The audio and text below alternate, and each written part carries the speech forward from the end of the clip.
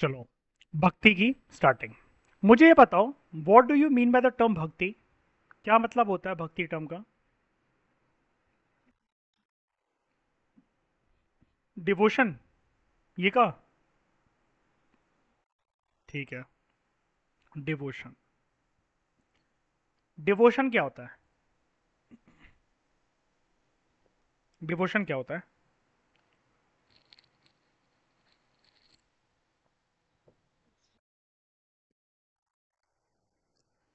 Anything नहीं। God. नहीं, नहीं, नहीं, नहीं, दैट इज नॉट डिवोशन। हम लोग बोल देते हैं लेमन लैंग्वेज के अंदर, दैट इज एंथुसियाज्म। ठीक है। डिवोशन एक ऐसी चीज होती है, अगर आप कह रहे हो ना करियर की तरफ, उसकी तरफ, हम उसको पूजते नहीं है। जिस टाइम पे आपको वो चीज़ मिल जाती है ना, फिर आप उसको छोड़ देते हो। सिलेक्शन आपका हो जाएगा तो आप एनसीईआरटी पढ़ने नहीं बैठे। हाँ। बट देखो, जिस चीज़ को पूजते हैं ना, पेरेंट्स को हम पूजते हैं, फैमिली के हम रिस्पेक्ट करते हैं।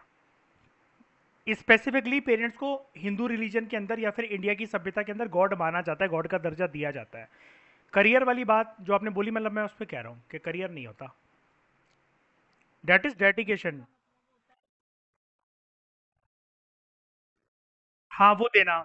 लेकिन वो होता है कि हमेशा। नहीं, सुनो तो। हाँ, वो चीज़ ठीक है, बिल्कुल सही कह रहे हो, भक्ति की डेफिनेशन ठीक कह रहे हो, लेकिन मैं सिर्फ डिवोशन में आपको ये बता रहा हूँ। वो चीज़ ठीक है, आप गूगल लैंग्वेजेस पे अगर जाओगे तो ठीक है। लेकिन सिर्फ अगर स्पिरिचुअल एग्जिस्टेंस के अंदर बात करोगे, स्पिरिचुअल भी नहीं, हिस्ट्री बोलना चाहिए, हिस्टोरिकल एग्जिस्टेंस के अंदर अगर बात करोगे, तो devotion, intense love and faith जो कि हमेशा कंटिन्यू रहता है किसी भी चीज़ के प्रति, वो होता है। अब यही तो मैं बताना चाह रहा हूँ कि ये चीज़ ना जो आप बोल रहे हो, जैसे आपने बोला, तो वो चीज़ें सब्जेक्टिव होती हैं, वो आपके लिए एग्जिस्ट कर सकती हैं, मेरे लिए हो सकता है ना एग्जिस्ट करती हूँ, आशमा के लिए एग्जिस्ट कर सकती हूँ, हो सकता है कशिश के लिए एग्जिस्ट ना करती हूँ, हो सकता है हम सबके लिए एग्जिस्ट ना करती हूँ, आपके लिए करती हूँ। हम सबके लिए कर सकती हैं, हम सबके लिए ना कर सकती हैं, और भी लोग हो सकते हैं उसके लिए। यहाँ पर डिवोशन एक बहुत सब्जेक्टिव चीज़ होती है। क्यों? क्योंकि बहुत सारे लोग ऐसे भी तो होते हैं, अपथी, मतलब ही नहीं है किसी चीज़ से। धर्म को एक बारी, धर्म को एक बारी साइड हटा दो, लेकिन उनको मतलब ही नहीं है किसी चीज़ से।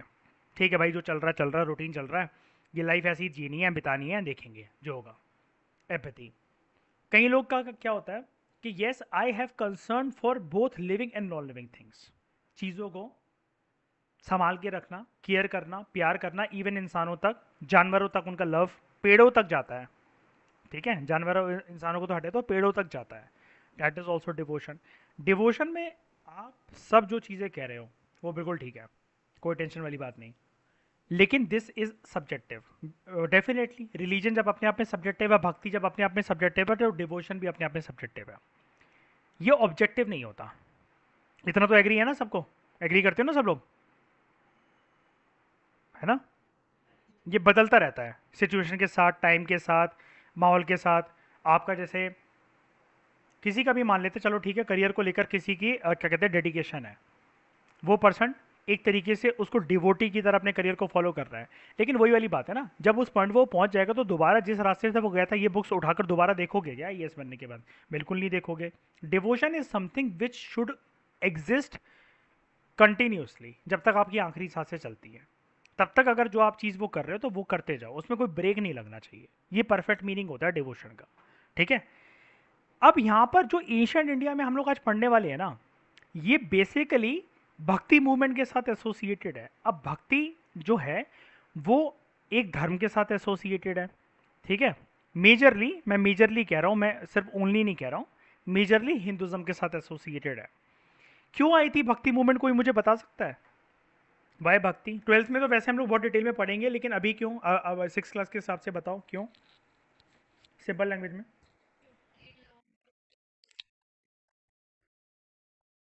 हाँ। कुल मिलाकर आप ये बोलो, रिफॉर्म्स लाने के लिए, reforms with in Hindu religion, reform with in Hinduism, इसको लाने के लिए, इसको प्रमोट करने के लिए, ठीक है, द आइडिया ऑफ भक्ति की। कुछ ऐसे लोग थे, उन्होंने देखा कि हिंदुज्म रिलीजन के अंदर कुछ ऐसी चीजें हैं जो कि वक्त के साथ साथ बदली नहीं है, ठीक है, उसमें कुछ चेंजेस, कुछ परिवर्तन आने चाहिए। और इन चेंजेस, इन परिवर्तन को लाने के लिए उन्होंने कुछ रिफॉर्म्स लाने की कुछ कदम उठाए। अब ये एक मूवमेंट की तरह चल पड़ी। जब ये मूवमेंट की तरह चल पड़ी, दिस वॉज कॉल्ड एज भक्ति मूवमेंट। ठीक है, इंटरप्रिटेशन और मीनिंग आई थिंक क्लियर हो गया है। ये एक ऐसा टाइम था जहां पर कुछ कुछ डीटीज की, डीटीज क्या होते हैं, गॉड्स एंड गॉडेसेस, उनकी मूर्तियां, उनका किसी कोई भी फॉर्म हो सकता है, उनकी वर्शिप जो है वो स्टार्ट हो गई। ठीक है, और ये एक सेंट्रल फीचर, सेंट्रल कैरेक्टरिस्टिक्स बन गया हिंदुज्म का। हिंदुज्म के अंदर इस चीज को बहुत ज्यादा इंपॉर्टेंस दी गई। ये डीटीज थे कौन कौन? दीज डीटीज वर शिवा, विष्णु, और कुछ देवियां भी थीं जैसे दुर्गा। इस टाइम पर ये प्रोमिनेंट थी। ये क्वेश्चन आ सकता है कि इस टाइम पे प्रोमिनेंट गॉड्स एंड गॉडेसेस कौन कौन से थे, तो याद रखना ये शिवा, विष्णु और गॉडेसेस में दुर्गा। भक्ति मूवमेंट के टाइम पर ये इंपॉर्टेंट था। जैसे मैंने बताया था ना, वैदिक और पोस्ट वैदिक के टाइम पे मैंने आपको अग्नि, इंद्र और सोम वो लिखवाए थे, ऐसे ही इस टाइम पीरियड पर ये इंपॉर्टेंट कल्ट थे, ये इंपॉर्टेंट डीटीज थी। इन डीटीज को वर्शिप करा जाता था through a unique term which originated at that time, जिन्होंने हिस्ट्री में जगह बनाई, भक्ति। भक्ति एक सिर्फ एक विचार होता है, ठीक है, अभी बात करेंगे हम लोग किस तरीके का विचार होता है जो इस टाइम पे पॉपुलर हुआ। यहां पर भक्ति को ऐसा माना जाता है, सिंपल इसका मीनिंग यही होता है जैसा कि मैंने बताया शुरू में इंट्रोडक्शन में, पर्सन की इंटेंस डिवोशन। ठीक है, उसने जो जिस डीटी को चुना है, जिस देवी को चुना है, जिस देवता को चुना है, उसके प्रति, कोई भी हो सकता है वो। इस टाइम पे प्रोमिनेंटली वो बोल रहे हैं शिवा, शिवा के बहुत सारे रूप, विष्णु, विष्णु के बहुत सारे रूप, दुर्गा, दुर्गा के बहुत सारे रूप। ठीक है, दिस वॉज रिगार्डेड एज भक्ति। कोई भी भक्ति की अच्छी बात ये थी कि पहले क्या होता था कि इससे पहले जब भक्ति मूवमेंट नहीं आई थी, तो जैसा कि आपको पता है ना, शूद्रों को मंदिर में एंटर नहीं करने दिया जाता था। जैसे कभी कभार किसी के ऊपर रिस्ट्रिक्शन लगाई जाती थी कि तुम हवन यज्ञ वगैरह में नहीं बैठोगे, याद है? कहीं कभी कभार वेमेन के ऊपर भी रिस्ट्रिक्शन लगाई जाती थी कि वो हिंदू रिचुअल्स फॉलो नहीं कर सकती है। भक्ति मूवमेंट में इन्हीं सब चीज़ों को जो कचड़ा भर गया था, ठीक है, जो ऐसा माना जाता था कि ह्यूमंस के अगेंस्ट है जो रिचुअल प्रैक्टिसेस, और जिसमें सबको अधिकार है, अगर किसी ने इंसानी रूप में जन्म लिया है तो उसको वो अधिकार मिलना चाहिए, उससे वो बचकर ना रह जाए, उससे वो वंचित ना रह जाए। तो कोई भी, चाहे वो अमीर हो, चाहे वो गरीब हो, चाहे वो हाई क्लास से बिलोंग करता हो या लो कास्ट से बिलोंग करता हो, वो मर्द हो चाहे औरत हो, वो भक्ति की पाथ को फॉलो कर सकता है, भक्ति की पाथ को फॉलो कर सकता है। ठीक है, जो आइडिया है भक्ति का, ठीक है, भक्ति का जो आइडिया है वो प्रेजेंट है भगवत गीता के अंदर, वो प्रेजेंट है भगवत गीता के अंदर, जो कि एक सीक्रेट बुक है हिंदूज की, ये हमें पता है। ठीक है, कोई नया फैक्ट नहीं है हमारे लिए। और इवन ये महाभारत के चैप्टर के अंदर भी एक गिवन है। क्या है उसके अंदर ये वाली बात? यहाँ पर कृष्णा जो कि भगवान है, वो अपने अर्जुन को, जो कि अपना अर्जुन को अपना डिवोटी और अपना फ्रेंड समझते थे, उस उनको बोलते हैं, कृष्ण जी अर्जुन को बोलते हैं, जब उन्होंने पॉज कर दिया था ना, पूरा संसार अर्जुन को ज्ञान दिया था, तो महाभारत का युद्ध स्टार्ट होने से पहले जो कृष्ण भगवान ने अर्जुन को ज्ञान दिया था, ठीक है, वो ज्ञान जो कुछ दिनों तक चला, कुछ टाइम पीरियड तक चला, वही उनके कृष्ण जी के वचन कंपाइल करे गए इन द फॉर्म ऑफ भगवत श्रीमद् भगवत गीता। ठीक है, अर्जुन को इंस्ट्रक्शन दी गई श्री कृष्ण जी के द्वारा कि तुम सारे, एक मिनट, तुम सारे धर्म को त्यागो, हर तरह के धर्म को त्यागो, और सिर्फ मुझ में शरण लो। टेक रिफ्यूज इन हिम, मतलब वो अपनी बात कर रहे थे, ठीक है, श्री कृष्ण, कि सिर्फ मुझ में शरण लो, मैं ही सच्चाई हूं, मैं ही तुम्हारे सामने प्रेजेंट फॉर्म में एग्जिस्ट कर रहा हूं, and I am the only reality. ठीक है, और जब तुम ऐसा करोगे तो हर तरीके का, हर तरीके की नेगेटिविटी, हर तरीके के ईवल से तुम बच सकोगे। इस फॉर्म की वर्शिप जो थी वो ग्रेजुअली पूरे देश के अलग अलग कोनों में स्प्रेड होती चली गई। ठीक है, it spreaded to different parts of the country. ठीक है, जिन्होंने भक्ति के सिस्टम को फॉलो करा, those who followed the system of bhakti, उन्होंने एम्फसाइज करा डिवोशन पे, ठीक है, और individual form of gods and goddesses पे, ठीक है, इंडिविजुअल फॉर्म ऑफ गॉड और गॉडेसेस के इंडिविजुअल फॉर्म कैसे, कि ऑब्वियस ही बात है मेरे जो डिवोशन है वो किसी एक डीटी पर जाएगी जिसको मैं लाइक करता हूँ, जिसके फॉर्म को मैं लाइक करता हूँ। जैसे विष्णु जी की फॉर्म कृष्ण, कृष्ण भगवान, ठीक है, तो मुझे कृष्णा पसंद है जैसे मतलब मान लो, तो ये एक इंडिविजुअल वर्शिप हुई ना, कि मेरा यकीन ठीक है सभी देवी देवताओं में है, लेकिन उनमें से जिनके प्रति मेरा अंदर से प्यार जागता है वो कृष्ण भगवान को देखकर जागता है, वो शिव जी को देखकर जागता है, दुर्गा माँ के जो एक रूप है सरस्वती माता लक्ष्मी माता उनको देखकर जागता है। अलग अलग लोग अलग अलग ईश्वर की भक्ति करते थे, और भी डिटीज थी, लेकिन मेन रूप से जिनकी जिनकी एक मूर्ति पूजन आप कह लो, या फिर मन के अंदर से कह लो कि जो प्यार उभर कर आता था, जो फेमस डीटीज इस टाइम पे हुए वो थे विष्णु, शिवा एंड गॉडेसेस में दुर्गा, ठीक है। और यहां पर एक बात के ऊपर एम्फसाइज करा गया था कि आप ना भगवान के प्रति अपना प्यार दिखाओ, ठीक है, ना कि रिचुअल्स करने की वजह से, सेक्रीफाइसेस करने की वजह से आप डीटीज को खुश करो। क्योंकि ऐसे में क्या होता है, आप जब सेक्रीफाइसेस रिचुअल्स वगैरह परफॉर्म करते हो, रिचुअल सेक्रीफाइसेस कह सकते हैं हम इससे, जब आप परफॉर्म करते हो तो भक्ति मूवमेंट के रिफॉर्मर्स का ये मानना था कि आप भागते रहते हो, दौड़ा भागी करते रहते हो, आप उस ईश्वर को, उस परमात्मा को, उस देवी को वो प्यार तो दिखाई नहीं पाते जो आप उसके लिए फील करते हो। जैसे आपको अगर भक्ति पता हो तो आप अपने गॉड के साथ कभी भी कनेक्ट कर लोगे।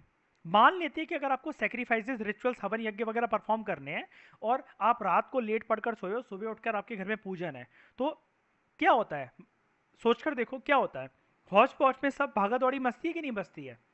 फिर थका थका दिमाग उस टाइम पर इतनी पूजा तैयारी कर कर फिर बैठता है। दिवाली वाले दिन की बात कर लो, सुबह से क्या 15 दिन पहले से सफाइयाँ होना शुरू हो जाती हैं, घर में पेंट, ये वो, पंखे साफ, है ना, एक एक कमरा पेंट हो रहा है, लेबर लगी हुई है साफ करने के लिए, नए कर्टेंस, नए ये सोफे के कवर, फलाना ढिकमा, बहुत कुछ चल रहा है, ठीक है। बेसमेंट धुल रही है, कभी पार्किंग धुल रही है, कभी बाइकों को, गाड़ियों को पूरी तरीके से साफ करा जा रहा है कि गणेश जी लक्ष्मी जी दिवाली वाले दिन घर पर आते हैं, तो पूरी की पूरी तैयारी करी जा रही है। अब इतने दिन काम कर करके इंसान की कमर टूट जाती है, तो क्या उनका प्रॉपर तरीके से मन लगेगा, रेदर देन एक मेडिटेशन मोड में बैठकर पर्सन डायरेक्टली आंखें बंद करके कनेक्ट करे अपनी डीटी के साथ और उसको सारे मन की अपनी बात बोलते। तो इन्होंने बोला कि सेक्रीफाइसेस करके, भागा दौड़ी करके थकाओ मत अपने आप को, सिर्फ उसके साथ पर्सनल कनेक्शन बनाने की कोशिश करो, ठीक है।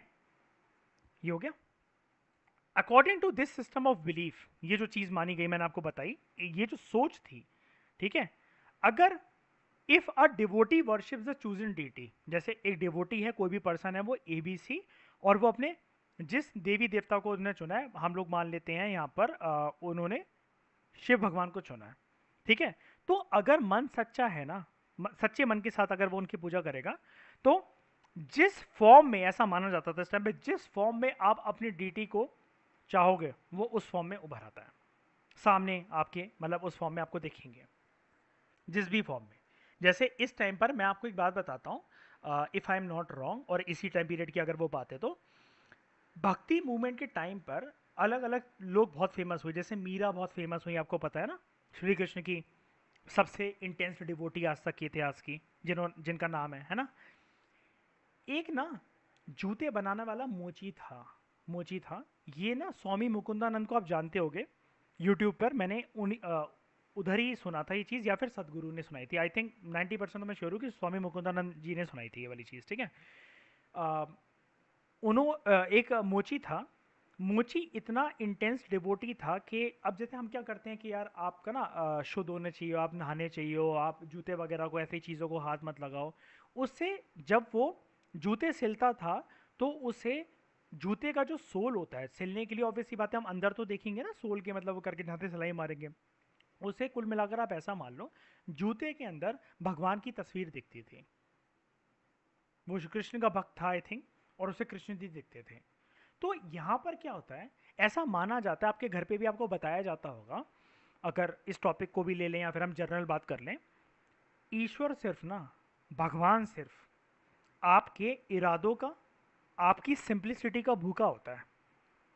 आप सोने की मूर्ति चढ़ाओ, सोने की चेन चढ़ा दो, मन के अंदर नीच, बकवास, तकियालूसी विचार लेकर उसके सामने चले जाओ, आपका बना बनाया काम भी बिगड़ेगा। बना बनाया काम भी नहीं होगा आपका। क्योंकि ये चीज़ भक्ति मूवमेंट के टाइम पे बहुत एम्फसाइज करी गई थी, और ये चीज़ बहुत जनरल अंडरस्टैंडिंग की भी है कि आप हर किसी को मूर्ख बना सकते हो, सबको धोखा दे सकते हो, सबसे चालाकीपन दिखा सकते हो, लेकिन ऊपर वाले की आंखें कभी बंद नहीं होती हैं। उसके सामने चालाकीपन नहीं दिखा पाओगे।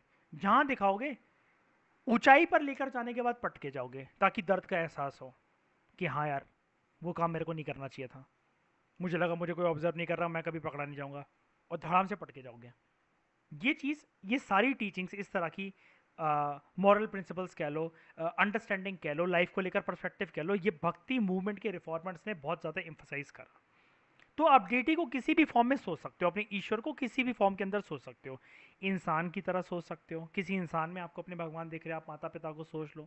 किसी और इंसान के अंदर सोच सकते हो जिसने अपनी लाइफ, आपकी लाइफ में उसकी एंट्री आने से आपकी लाइफ चेंज हुई हो फॉर द बेटरमेंट, कि जब सारे रास्ते बंद हो गए थे, that person entered in your life, entered in your life, and उसने कुछ रिमार्केबल चेंजेस, आपकी अंडरस्टैंडिंग, आपका पर्सपेक्टिव, इन सारी चीज़ों को दूर कराओ, आपके डिप्रेशन को दूर कराओ। ये इस फॉर्म में भी हो सकता है, और कुछ भी अनगिनत चीज़ें हो सकती है। जैसे उसको तो जूते में देखते थे, तो वो भी एक चीज़ है। लायन की फॉर्म में हो सकता है, जैसे ये आपको पता है ना, लायन की फॉर्म में कैसे कि हम लोग क्या बोलते हैं, शेरा वाली माता। तो शेर एक तरीके से उनका सिंबोलिज्म है, उनकी सवारी है।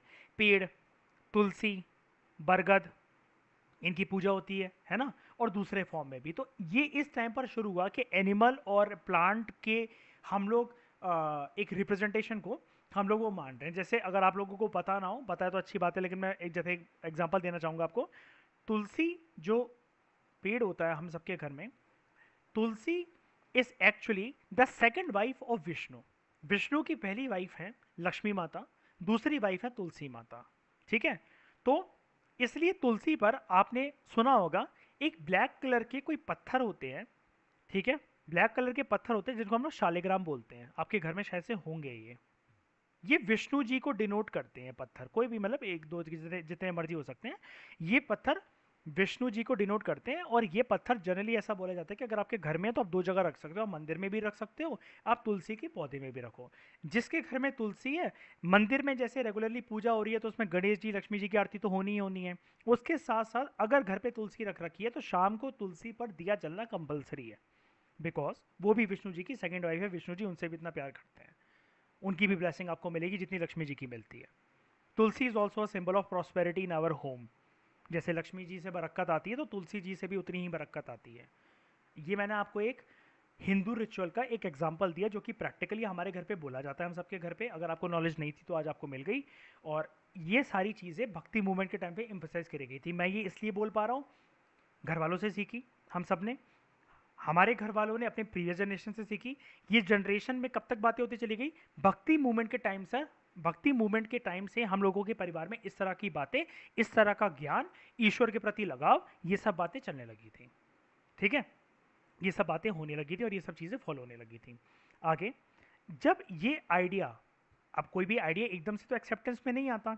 अगर जिस टाइम पे भक्ति मूवमेंट के रिफॉर्मर्स ने परिवर्तन लाने की कोशिश करी होगी समाज के अंदर कि सांप को मारो मत, वो शिव जी का एक तरीके से उनके जिस्म से लिपटा रहता है, तो उसे मारो मत, उसे दूध पिलाओ बल्कि नाक को, तो शिव जी खुश होंगे।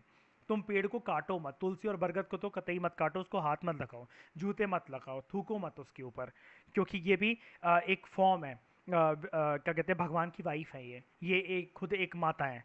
तो इस तरीके की जो रिस्पेक्ट जो देना शुरू हुए, और एक नया पर्सपेक्टिव जब कुछ रिफॉर्मर्स समाज में रहने वाले लोगों को लाना शुरू हुए, तो यहाँ पर क्या हुआ कि एक्सेप्टेंस आने में टाइम तो थोड़ा सा ज़रूर लगा, लेकिन जब ये आइडिया, इस तरीके के आइडिया एक्सेप्ट होने लगे, तो फिर ये देखा गया कि आने वाली जनरेशन यार भूल ना जाए इस चीज़ को। तो जो लोग एक्सपीरियंस करते थे ना कि हाँ यार मुझे आज भगवान दिखे, जेनुअन मतलब ड्रामेबाजी नहीं, जो जेनुअन जिन्होंने एक तरीके से आप कह सकते हो कि एनलाइटनमेंट प्राप्त करी, मेडिटेशन की फॉर्म में उन्होंने अपने ईश्वर के साथ कनेक्ट करके उनका ह्यूमन रिप्रेजेंटेशन फिगर देखा, मतलब जैसी मर्जी चीज़ें उधर उस टाइम पे एग्जिस्ट करती हैं, उस टाइम पर हम कोई ठोस नहीं बोल सकते कि भगवान ऐसे ही दिखते थे।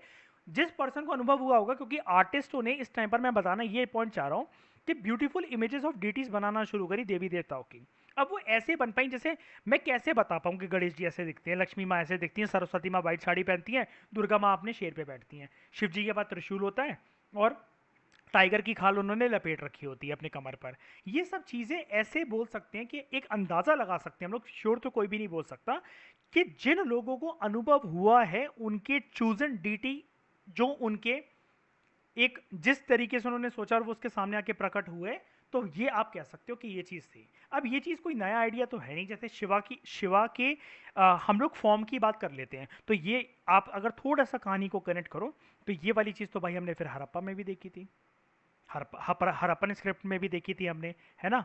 ये हमें एक ह्यूमन फिगर मिलते हैं जो मेडिटेशन करते हुए, है ना, और ये जिसको हम लोग कहते हैं पशुपति, पशु पशुपति सील, याद आया। ये सील मिली थी ना, मैं सी ह्यूमन फिगर के आसपास कुछ एनिमल्स वगैरह भी इनके हैं, वो है ना। तो ये चीज़ आइडिया जो है, आप मैंने आपको बता रहा था ना कि इनोवेट होता चला जाएगा ये आइडिया, जब जैसे क्लासेस हमारी बढ़ेंगी। जब हरप्पा में मैंने आपको इस चीज़ को पढ़ाया था, तो ये आइडिया इनोवेट कैसे होता चला गया। पशुपति सील में कुछ समझ में नहीं आ रहा था साफ तरीके से कि क्या कोई ये योगी है या शिवजी का आर्ट फॉर्म है। धीरे धीरे करके चेंजेस आते आते आते आते आज जो हम सबके मंदिरों में जो मूर्तियां रखी हैं, जो मंदिरों में मूर्तियां रखी हैं, और आंखें बंद करके अगर या आंखें खोलकर अगर मैं आपको बस बोलूं कि शिवा पार्वती को, गणेश जी को, लक्ष्मी माँ को, सरस्वती माँ को, दुर्गा माँ को, शनिदेव महाराज को, साईं बाबा को, इन सबको, राम जी को, सीता मैया को, लक्ष्मण जी को, इन सबको इमेजिन करो, हनुमान जी को, ये सारे जो आपके फटाफट इमेजेस क्लिक हो रही है ना आंखों के सामने, ये आर्टिस्ट ने ऐसे ही बनाई थी। उन लोगों का लाइव एक्सपीरियंस था, ना कि सिर्फ आर्टिस्ट का। ये कोई नहीं कह सकता, ये मैं सच बता रहा हूँ, ये आपको कोई नहीं कह सकता। इसके ऊपर सिर्फ टिप्पणियां कर सकते हैं लोग, सिर्फ एक कमेंट कर सकते हैं कि ये ह्यूमन फिगर, मतलब ये सॉरी डीटी की जो स्कल्पचर्स की जो फिगर, ये जो इमेजेस हैं आई कैसे, इसके ऊपर कोई आंसर नहीं है, कोई वो नहीं है। अब जैसे अल्लाह का कोई फिगर नहीं होता, इस्लाम के अंदर अल्लाह का कोई फिगर नहीं होता कि अल्लाह का कोई ह्यूमन रिप्रेजेंटेशन जैसे हमारे दिखते हैं, विष्णु जी, राम जी, ये त्रिशूल लिए, चक्र लिए, गधा लिए, ये सब वहाँ पर अल्लाह का कोई फॉर्म नहीं है। वो लोग सिर्फ चांद को और सितारे को एक मानकर अपनी एक पायस, पायस का मतलब होता है कि पवित्र चीज़ एक मानकर वो बस आराधना करते हैं, अपनी पूजा करते हैं, भक्ति करते हैं, अल्लाह का नाम जपते हैं। सिखिज्म के अंदर कोई गॉड ही नहीं होता, सिखिज्म के अंदर गुरु होते हैं। वो गुरु को मानते हैं कि जब कोई गुरु गोबिंद सिंह, गुरु अर्जन देव, ठीक है, गुरु नानक जी, वो गुरुओं को मानते हैं, तो गुरुओं को वो एक तरीके से अपने मन के अंदर डीटी की वो देते हैं। गौतम बुद्धा ने कभी नहीं बोला, ये तो हमने देखा भी था, वो खुद नहीं चाहते थे कि मेरे को कोई गॉड फॉर्म में वो माने। वो कहते थे कि मैंने जो मेहनत करी है, वो खुद बोलते थे, मैंने जो मेहनत करी है, मैंने एनलाइटनमेंट प्राप्त करी सिर्फ अपने अंदर सवाल ढूंढकर, क्योंकि सारे सवालों के जवाब मेरे अंदर ही थे। मैंने इंटेंस मेडिटेशन करी, उतनी अगर कोई कर ले तो आप लोग भी वो चीज़ बन पाओगे। और ऐसा नहीं है कि बुद्धा ने जो चीज़ अटेन करी वो कोई और नहीं कर पाया, वर्धमान महावीरा ने करी, बोधिसत्वास ने करी, जैनास के अंदर भी ऐसे टीचर्स होते हैं, उन्होंने करी, और भी, लेकिन नाम इन दोनों का वो अलग बात है। लेकिन आप देखोगे कि बोधिसत्वास भी बहुत बहुत सारे बहुत फेमस रहे हैं। और बुद्धा का ये तो माना नहीं जाता है कोई प्रीवियस, ये इकलौता बर्थ था। इससे पहले भी स्तूपा का स्ट्रक्चर होता था। जो मेडिटेशन टीचर्स हैं इससे भी पहले होते थे, जैसे अलारा कलामा के पास गए थे गौतम बुद्धा। इनका एक टीचर का नाम था, टीचर नहीं मतलब थोड़े टाइम के लिए, अलारा कलामा ऐसा कुछ करके नाम था इनका, ठीक है। पूनम दलाल दहिया में दे रखा, मैं शॉर्ट से बता दूंगा। लारा कलामा और एक और था, दो लोग के पास गए थे।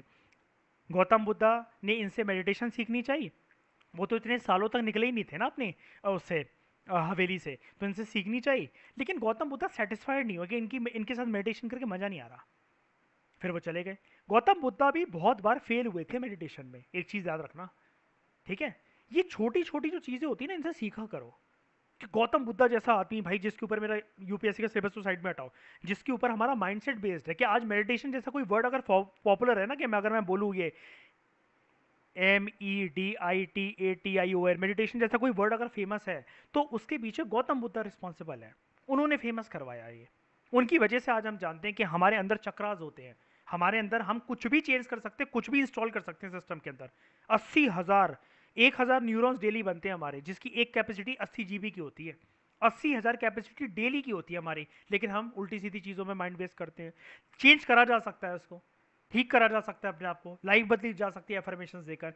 ये सारी चीज़ें सिर्फ कुल मिलाकर अगर मैं इस समरी को वाइंड अप करूँ तो बात ये है कि यहाँ पर पूरा का पूरा ना एक तरीके से बिलीफ सिस्टम होता है, और बिलीफ सिस्टम ऐसा कि जो साइंटिफिक है। हवा में बातें नहीं होती हैं। आप गॉड की एग्जिस्टेंस और इसको कि मुझे बिलीव नहीं है, तुम्हारे ना मानने से कुछ नहीं होता। मैं खुद एक्सपीरियंस कर चुका हूँ करोड़ बार। तुम्हारे मानने से क्या होगा? मतलब अब एक तरीके से आप कहो कि आप तो कट्टर बन रहे हो भाई। अब ये वाली चीज़ यार ऐसी है कि अभी तो हमारी फिलहाल यूपीएससी क्लास चल रही है, लेकिन ये चीज़ ऐसी कि जो चीज़ मेरे को अनुभव हो चुकी है, आप उसके विरुद्ध जाकर बोलोगे तो आपका सर तो काटूंगा ही ना मैं, है ना? ये चीज़ होती है। मतलब ये मैं कट्टर लोगों की बात कर रहा हूँ, मैं अपनी बात नहीं कर रहा। जैसे कि अगर किसी के सामने बोल दो आप ये वाली चीज़ ऐसा वो करके, आप जो ऑर्थोडॉक्स ग्रुप्स होते हैं हमारी सोसाइटी के अंदर, है ना, अब उनके सामने ऐसी वाली बात बोलकर देखो, गॉड एग्जिस्ट नहीं करता, गॉड तो बेकार है, ऐसा कोई कंसेप्ट ही नहीं होता, वो नहीं होता। ये आपकी अंडरस्टैंडिंग है, आपको अनुभव नहीं हुआ है। मुझे हो चुका है एक टाइम पे भाई। एक टाइम पे क्या कहते हैं, मैं भी ऐसा नहीं कि मानता नहीं था, लेकिन मुझे कोई वो नहीं हुआ था, मुझे साइंटिफिक बेसिस नहीं पता था।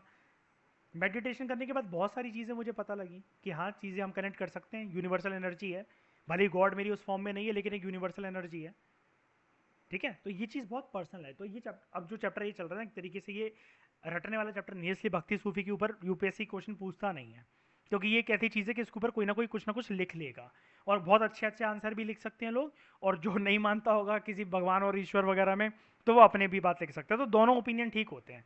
आप किसी अथीस को ये नहीं कह सकते कि तू बेकार है, तू मूर्ख है, तू ये है वो है। अरे भाई, उसका एक्सपीरियंस नहीं हुआ है, क्या दिक्कत है बताओ?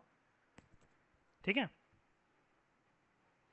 भक्ति, भक्ति एक संस्कृत टर्म से आया है, जिसका संस्कृत टर्म से आया है भज, जिसका मतलब होता है टू डिवाइन और टू शेयर। ये एक आइडिया सजेस्ट करता है इंटीमेसी का। अब यहाँ पर इंटीमेसी का मतलब ये होता है, वन टू इंटीमेसी का जैसे जनरल मीनिंग क्या होता है, हम लोग किस वे में कहते हैं, जब दो लोगों के बीच में बहुत ज़्यादा गंभीर क्लोज रिलेशन हो। हम लोग नॉर्मल लैंग्वेज में वही बोलते हैं इंटीमेट होने का मतलब, इंटीमेसी का मतलब। इंटीमेसी का मतलब हमेशा याद रखना, it is not only about being sexual. Intimacy का मतलब सेक्सुअल होता ही नहीं है। इंटीमेसी का मतलब ना क्लोजनेस से होता है। अब ये क्लोजनेस ना कैसा है कि इंटीमेसी को आप चाहे तो अपने दिमाग में ये गलत मीनिंग लेकर लाओ, या फिर ये भी तो हो सकता है मैं किसी से इमोशनली भी तो बहुत ज़्यादा क्लोज हो सकता हूँ। कोई तो पर्सन मेरी लाइफ में ऐसा होगा जिससे मैं इमोशनली कनेक्ट कर सकता हूँ, उसके रोने पे मेरा रोना निकले, मेरे रोने पे उसका निकले, उसकी हंसी मेरे को खुश कर दे। ये भी एक चीज़ इंटीमेसी होती है, इमोशनल इंटीमेसी। तो इंटीमेसी अब गॉड के साथ कैसे एग्जिस्ट होगी, हम तो वो पढ़ने बैठे हैं यहाँ पर। It is a two way relationship. It is a two way relationship. To way relationship कैसे? मैं मतलब मेरी ऐसी सोच है, और ये ऐसी सोच क्या, चलो पहले इंसानों की बात कर लेते हैं। मेरा ऐसा मानना है, आप में से कोई भी ऐसा ये इस चीज़ पे एग्री करेगा, अगर ज़ख्मी नहीं हो, किसी से जूता नहीं खाया अगर लाइफ में, तो ये एग्री करोगे कि इसको हम किसी और कलर से बनाते हैं, इसको बना देते हैं हम ब्लैक से बना देते हैं। ठीक है, एक पर्सन है, एक पर्सन है, तो ए, ठीक है, ए पर्सन बहुत ज़्यादा सही है अपनी अप्रोच में, अपने एटीट्यूड में, वो बहुत लॉयल है, सब कुछ है। वो बी को हमेशा इस चीज़ के साथ अप्रोच करता है कि मैं तो ये मानता हूँ, मतलब ए कहता है कि मैं तो ये मानता हूँ कि अगर मैं उसको प्यार दूंगा ना बी को, तो बी भी मुझे उतना ही या उससे ज़्यादा प्यार देगी, उससे कम तो नहीं देगी। ऐसा ए का मानना है। ठीक है, ये जर्नल अंडरस्टैंडिंग है ए की। सिमिलरली भक्ति में क्या होता है कि पर्सन ए, बी सी पर्सन का नाम है, और यहाँ पर उसकी कोई डीटी है, कोई भी मान लेते हैं हम लोग एक्स वाई जेड, उसको फेमस गॉड या गॉडेसेस, उसके फेवरेट गॉड और गॉडेसेस हैं जिसके लिए उसका प्यार जागता है। ये टू वे रिलेशनशिप कैसे है? कोई भी रिलेशनशिप टू वे ही होता है ना। अगर मैं सिर्फ वन साइडेड उसके लिए प्यार करते जाऊँ, मुझे रिवर्ट बैक कुछ भी रिस्पेक्ट और कुछ ना मिले, मैं कट लूंगा उस रिलेशनशिप से। भक्ति में लेकिन ये माना जाता है कि इंसान या कोई चीज़ जो पृथ्वी पे है वो तो फिर भी आपके साथ दगाबाजी कर जाए, लेकिन ईश्वर को अगर डेफिनेटली अगर आप प्रेम दोगे, ठीक है, आपको उससे ज़्यादा ही मिलेगा भर भर कर। जैसे कि ये एज जो पर्सन था यहाँ पर सोच रहा था बी के रिगार्डिंग कि अगर मैं इतना प्यार दे रहा हूँ तो इसकी इसके इससे मुझे इतना मिलेगा एटलीस्ट, बहुत ज़्यादा मिलेगा। ठीक है, भक्ति में भी ऐसे ही माना जाता है कि it is a two way relationship deity और डिवोटी के बीच में, कि मैं इंटेंस भक्ति करूंगा और भगवान मेरा रखवाला है, वो मुझे देखेगा, वो मुझे बताएगा सही और गलत क्या है, वो मेरा दिमाग खोलेगा, वो मुझे गलत कदम लेने से रोकेगा, मेरी लाइफ में प्रॉस्पेरिटी होगी, ब्लेसिंग होगी, पावर होगा, घमंड नहीं होगा, मेरी शब्दों की वजह से किसी का दिल नहीं दुखेगा। ये चीज़ भक्ति मूवमेंट के रिफॉर्मर्स बहुत ज़्यादा इंटेंसली मानते थे। ठीक है, भक्ति डायरेक्ट होती है, ऐसा मतलब बोला जाता है भक्ति is directed towards a term, ये आपको याद रखना पड़ेगा, टुवर्ड्स अ भगवत। अब भगवत कौन होता है? एक इंडिविजुअल की लाइफ में भगवत, एक इंडिविजुअल की जिंदगी में जो भक्ति मूवमेंट की राह पर होता है, भक्ति करता है, वो भगवत उसकी जिंदगी में वो होता है जो उसका सबसे ज्यादा प्यारा भगवान है। ठीक है, लेकिन इसका एक और मतलब है कि it also means one who possesses and share भाग। ठीक है, जिसके साथ भाग शेयर हो। अब भाग क्या होता है? हम लोग कहते हैं ना किस्मत भाग वगैरह। ठीक है, भक्ति करो तो खुल जाएगा, आराधना करो, मंदिर जाओ। तो इसका मतलब क्या होता है? गुड फॉर्च्यून या फिर ब्लिस। ब्लिस मतलब कुछ नहीं है, ब्लेसिंग्स। ठीक है, डिवोटी को यहां पर कहा जाता है भक्त। ठीक है, या भागवता। ठीक है, ये भगवत भगवान, भागवता भक्ति करने वाला। आप भक्ति याद रखना, ठीक है, वरना ए और इस वाले ए में आप कंफ्यूज हो जाओगे। ठीक है, भागवता भक्ति, भागवता मतलब भक्त, भक्ति करेगा अपने ईश्वर की, जिसको बोला गया है भागवत।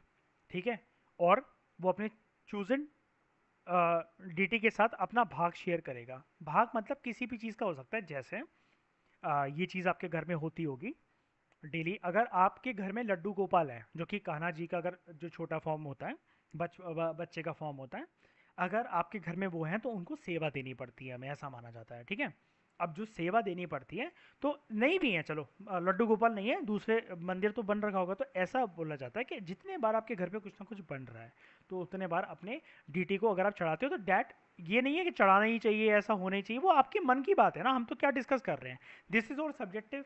वो तो आपकी भक्ति के ऊपर डिपेंड करता है ना।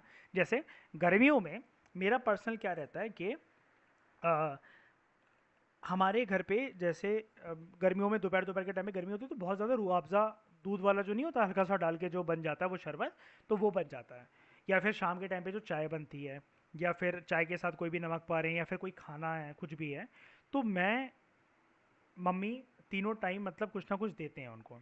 रूह अफ़ज़ा शरबत तो बहुत मतलब उनके सामने रख देते हैं ठंडा करने फ्रीजर में, और फिर उनको ठंडा ठंडा करके, फिर दोपहर में जैसे गर्मी बहुत होती है, तो एक लोटे में थोड़ा सा फ्रीजर में पानी रख दिया ठंडा ठंडा, फिर उनको ठंडे पानी से नहलाना। ये सब चीज़ें अलग अलग फैमिलीज में एग्जिस्ट करती है, और आप इस चीज़ से रिलेट कर पा रहे हो, कोई मैं यूनिक चीज़ या ऐसी अनसुनी चीज़ तो आप सुन नहीं रहे हो, पहले भी आता है मेरे से, है ना। मैं भी भाई पढ़ा रहा हूँ, तो क्या हुआ कि मतलब इंसान नहीं हो क्या। तो ये चीज़ें घर घर में फॉलो होती है, एटलीस्ट हमारे घर में तो होती है ये वाली चीज़ फॉलो। ठीक है, और इन चीज़ों को मैं भी फॉलो करता हूँ, मैं भी करता हूँ ये एक्टिविटी। जैसे बाकी देवी देवताओं को हमारे घर में मतलब मैं बेसन के लड्डू बनवाता हूँ उनके लिए, ठीक है, या कोई बर्फ़ी बनवाता हूँ। मैं लड्डू गोपाल को मैं चॉकलेट का भोग चढ़ाता हूँ डेली, बहुत सालों से चढ़ा रहा हूँ। तो मेरे घर पे पर्क के, किटकैट के और ये डेयरी मिल्क के डब्बे रखे रहते हैं। मैं इनको चॉकलेट वगैरह का, टॉफ़ी वगैरह का भोग लगाता हूँ मैं इनको। कुछ भी मतलब मैं कुछ भी खा रहा हूँ अगर, इवन मैं मन में ये भी सोच लेता हूँ कि देखो प्याज वगैरह होता तो ये चीज़ें तो लेकर नहीं जाता, लेकिन मैं तो भाई मन में पिज़्ज़ा वगैरह भी खिला देता हूँ। मोमोज लाया तो वो भी खिलाती है। जैसे ही मतलब मेरा मन अच्छा हुआ या दिल अच्छा हुआ, क्योंकि जब मेरे काम बन जाते हैं, मेरी मेरी रुकी हुई चीज़ें हो जाती हैं, तो मुझे लगता है भाई ठीक है, एक एनर्जी ने मेरी बात सुन ली, और कल मैं उन्हीं का नाम लेकर ये वाला काम करने लगा था, तो शायद से उसी एनर्जी ने पूरी करवाई है, मैं चढ़ा देता हूँ, फिर नेक्स्ट काम की मेरी तैयारी हो जाती है। ऐसे करते करते वो भी नहीं रुकता। ये होता है भक्ति का आज पूरा का पूरा मीनिंग। तो आई होप आपको भक्ति का ये जो कंसेप्ट है इतना यहाँ तक तो समझ में आई क्या होगा एटलीस्ट, बताओ। आगे बात करते हैं। अ पोयम बाय अ भक्त। पोयम बाय अ भक्त, एक डिवोटी है, कोई भी मतलब ये किसी का नाम नहीं है, this is not a name, ये नेम नहीं है, एक डिवोटी को बोला जा रहा है। बहुत सारे जो भक्ति लिटरेचर हैं वो हमें ये बताते हैं, ठीक है, कि अगर आप बहुत के दिखाने के लिए कि यार मैं सोने का चढ़ावा चढ़ा सकता हूँ, मैं ये चढ़ा सकती हूँ, मैं वो चढ़ा सकती हूँ, आप बहुत नॉलेजेबल बनते हो अपने आप को, आपका स्टेटस ऐसा कि भाई मतलब मैं प्लेन से नीचे कदम ही नहीं रखता, कदम ही नहीं रखते, ये आपका रिलेशनशिप ऑटोमेटिकली, ये सब चीज़ें, आपका हाई स्टेटस, आपकी हाई लर्निंग, आपकी लग्जूरियस लाइफ, आपके डीटी के साथ आपका क्लोज रिलेशनशिप नहीं एग्जिस्ट कर सकता, मतलब नहीं बनवा सकती, क्योंकि ये सब चीज़ें बल्कि बाधा है। जैसा कि मैंने आपको शुरू में ही बता दिया था, इसी चीज़ से मैं रेट करते हुए आपको वो टीचिंग लर्निंग दे रहा था कि ईश्वर सिंप्लिसिटी का भूखा है, ना कि ये आपके लग्जूरियस लाइफ का। ठीक है। अब यहाँ पर एक पोयम है जो कि तमिल के अंदर कंपोज करी गई थी, और एक पर्सन ने करी थी, डैट इज अपार। शिवा, शिवा का एक डिवोटी, ठीक है, जो आज से 1400 साल पहले मतलब ये था, उससे इस टाइम पे लिखी थी। ठीक है। और ये एक बिलाला था। मुझे बताओ ज़रा, ये नेक्स्ट क्लास तक मुझे आप बताना ये वाली चीज़, अगर अभी रिकॉल कर सकते हो तो मुझे बताओ कि बिलाला कौन था। Rich landlord.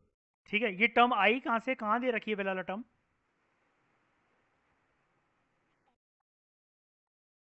संगम लिटरेचर है ना। रिच लैंड ओनर था ये, और ये वाली टर्म दे रखी है संगम लिटरेचर के अंदर। ठीक है। आगे, अब ये कुछ कहानी है, बस आप इतना याद रखना, ये कहानी तो बिल्कुल भी इंपॉर्टेंट नहीं है, जो इंपॉर्टेंट होता है मैं तो सारी चीज़ आपको कराता हूँ। ये सिर्फ अपना क्या कहते हैं, एक डिवोशन दिखा रहे हैं। तो बस आपको इतना याद रखना है कि अगर आपसे कोई पूछे, अरे यार, ये कि अपार in ancient history context was devotee of which deity, तो याद रखना शिवा। ये ऐसे तीन चार होते हैं, मैच द फॉलोइंग में आ सकते हैं। जैसे एक वो था, एक वो थी, लेडी थी, कराई करल अमरियार। ट्वेल्थ में पढ़ा होगा आप लोगों ने, है ना, आशमलंकृता। कराई करल अमरियार, है ना, हिस्ट्री की बुक में वहाँ पर दे रखा है। तो ऐसे करके तीन चार नाम आ सकते हैं और उनके आगे लिस्ट आ सकती है। ये चीज़ें कोई बात नहीं, हम लोग हायर क्लासेस के अंदर देख लेंगे। लास्ट में क्या रह गया हमारा थोड़ा सा पार्ट। अब क्योंकि डीटीज बहुत ज़्यादा स्पेशल हुआ करते थे, तो इनकी जो इमेजेस थी डीटीज की, ठीक है, स्पेशल एक जगह बनाकर, स्पेशल होम बनाकर वहाँ पर प्लेस करी गई, जिनको आज के टाइम में हम क्या कहते हैं, वो एक स्पेशल होम थे इनके लिए, टेम्पल। अब वहाँ पर कोई अपना नॉर्मल घर में तो लगाता ही, लेकिन शुरू शुरू की बात चल रही है कि शुरू शुरू में जब इमेजेस बनना स्टार्ट हुई तो इनके लिए एक पूरा प्रॉपर के ये डीटी की जगह है, यहाँ पर कोई आके अपनी फैमिली वगैरह बसा कर, या कोई टहलने चला है तो यहीं पर रह ले, वो यहीं पर रात को रुक गया, तो ऐसा नहीं होगा। ये पर्टिकुलर जगह भगवान का घर है, और भगवान का घर यानी कि हम लोग उसको हिंदुज़म के अंदर कहते हैं मंदिर। ठीक है। भक्ति जो है उसने इंस्पायर्ड करा बेस्ट एक्सप्रेशन इन आर्ट अभी तक के, कि भक्ति मूवमेंट की वजह से, या फिर भक्ति मूवमेंट नहीं कहेंगे हम लोग, ऐसा कह सकते हो, जो इंटेंस डिवोशन लव निकला गॉड के प्रति, तो उसने आर्ट में बेस्ट एक्सप्रेशन पैदा करे। जैसे जब गॉड का कंसेप्ट आया, गॉडेसेस का कंसेप्ट आया, उन्हीं के लिए तो स्कल्पचर्स बने, उन्हीं के लिए तो ये पोइट्री लिखी गई, उन्हीं के लिए तो आर्किटेक्चर बने, मूर्तियाँ, मंदिर, ठीक है, भजन कीर्तन, ये सब, ठीक है, ये सब इन्वेंट होने लगे। अब एनसीईआरटी ने एक एफर्ट करा है, काफ़ी अच्छा लगता है मुझे ये, कि इसने ना हिंदू टर्म को समझाया है। हिंदू टर्म क्या है? वर्ड हिंदू इंडिया की तरह ये डिराइव हुआ है, ठीक है, रिवर इंडस से। Hindu Indus river terms, Indus नदी से डिराइव हुआ है, ठीक है। क्योंकि इंडस को हम लोग हिंदी में क्या बोलते हैं, हम लोग कभी भी इंडस नहीं लिखते हैं हिंदी के अंदर। क्या बोलते हैं हम लोग हिंदी की बुक्स के अंदर, आजमा क्या बोलते हैं? सिंधु, है ना, हम लोग इसको बोलते हैं सिंधु। तो ये वाली जो टर्म थी ना, आप याद रखना, आ सकता है क्योंकि बहुत बेसिक है, यूपीएससी में तो नहीं आएगा मैं बता रहा हूँ, लेकिन बहुत बेसिक है, क्योंकि वो आपका फिर मेमोरी टेस्ट करने को किसी एग्जाम के अंदर पूछ सकते हैं कि ये टर्म किसने यूज़ करी थी। तो ये टर्म ना अरब्स के द्वारा और ईरानियंस के द्वारा यूज़ करी गई थी, ऐसे लोगों को रेफर करने के लिए जो कि इंडस नदी के ईस्ट साइड पे रहते थे, ठीक है, और उनकी कल्चरल प्रैक्टिसेस को डिनोट करा जाता था इस चीज़ से, इंक्लूडिंग उनकी रिलीजियस बिलीफ को। ये चीज़ है, ठीक है, कि सिंधु नदी के उस तरफ जो किनारे लोग रह रहे हैं, जैसे मतलब मान लो ये जो ये ईरानियंस हैं, ये अरब्स हैं, बीच में आ गई बीच में आ गई है नदी। तो ऑब्वियस ही बात है, आप अगर इनका लोकेशन देखो, ये हो गया वेस्ट साइड, ये हो गया ईस्ट साइड। नदी के इस तरफ रहने वाले लोगों को, जो कि लोग बसे थे, जो गांव बसे थे, ठीक है, ये बोलते थे कि इंडस नदी की ईस्ट साइड के जो लोग हैं, सिंधु नदी के जो लोग ईस्ट साइड की तरफ रह रहे हैं, वो हैं हिंदू। वहां से टर्म आया। तो आज के टाइम में जो रिलीजियस कंट्रोवर्सी चलती है, मैं हिंदू हूं, मैं ये हूं वो हूं, ये एक्चुअली अगर इसका हिस्टोरिकल एग्जिस्टेंस कोई पढ़ा लिखा व्यक्ति देखे, तो पहली बात तो ये है कि आपकी आपकी आप जो टर्म यूज करते हो अपने लिए हिंदू, वो टर्म एक्चुअली उसका कुछ रिलीजियस सिग्निफिकेंस नहीं है हिस्ट्री के अंदर। वो सिर्फ उन लोगों को नदी के, कौन सी नदी, इंडस नदी के ईस्टर्न साइड पे रहने वाले लोगों को बोली जा रही है। तो आप सिर्फ एक तरीके से एक प्लेस को डिनोट करते हो कि इंडस नदी के जो ईस्ट साइड के जो लोग थे, जो इन्होंने वहां पर अपनी सभ्यता बनाई, वो हिंदू लोग थे। ठीक है, यहाँ पर कोई रिलीजन नहीं था शुरू शुरू में। और एक्सट्रीमली बिल्कुल ही लास्ट हमारा जो बचा है वो ये बचा है कि वो थोड़ा सा आपको क्रिश्चियनिटी के बारे में बताने कि क्रिश्चियनिटी जो थी वो वेस्ट एशिया के अंदर इमर्ज हुई। ठीक है, और जीसस क्राइस्ट, ठीक है, जब उस टाइम पे रोमन एम्पायर का पार्ट हुआ करता था, तो वहाँ पर एक शहर था बेथलेम, वहाँ पर बॉर्न हुए थे जीसस क्राइस्ट की जो टीचिंग्स थी। ठीक है, ऐसा माना जाता था इनको, इनको भी एक मतलब उनके रीजन का गुरु कह लो, टीचर कह लो। He was regarded as saviour of the world. ठीक है, और लोगों को इन्होंने लव, ट्रस्ट, केयर ये सब सिखाया। इनके जो वर्सेस थे, जैसे कृष्ण जी की जो जो बातें थी, वो श्रीमद् भगवत गीता उनके लिए बुक मानी जाती है। तो इनके लिए बुक जो होती है, डेफिनेटली आप जानते ही हो, कोई बताने वाली बात नहीं है। बाइबल जो कि होली बुक्स है, जिसके अंदर क्राइस्ट की टीचिंग्स मतलब गिवन है। ठीक है, क्राइस्ट की टीचिंग्स जो थी उसने ऑर्डनरी लोगों को काफ़ी ज़्यादा अट्रैक्ट करा। ठीक है, और ये स्प्रेड हुई बाद में रोमन एम्पायर से लेकर वेस्ट एशिया, अफ्रीका और यूरोप तक। ठीक है, पहले जो क्रिश्चियन प्रीचर्स थे जो कि क्रिश्चियनिटी को फैलाना चाहते थे, वो वेस्ट एशिया से आए थे, वेस्ट कोस्ट तक आए हमारे इंडिया के सब कॉन्टिनेंट में। ठीक है, क्राइस्ट की डेथ के कुछ 100 ईयर्स बाद, हंड्रेड्स ऑफ ईयर्स के बाद। तो जो हमारे देश में केरला के अंदर जो क्रिश्चियंस रहते हैं, उनको हम लोग एक टर्म से बिलोंग डिनोट करते हैं। वो सीरिया से आए थे, वेस्ट एशिया, सीरिया, ये ऐसा रीजन मान लो, सीरियन क्रिश्चियंस। ठीक है, क्योंकि ये वेस्ट एशिया से आए थे, and they are regarded as, जो केरला में रहने वाले क्रिश्चियंस हैं, oldest Christian communities in the world. ठीक है, तो ये हमने चैप्टर क्या हो गया, ये हमने चैप्टर पूरा का पूरा इसका ये कंप्लीट कर लिया। ठीक है, नेक्स्ट क्लास के अंदर नेक्स्ट चैप्टर की बात करेंगे।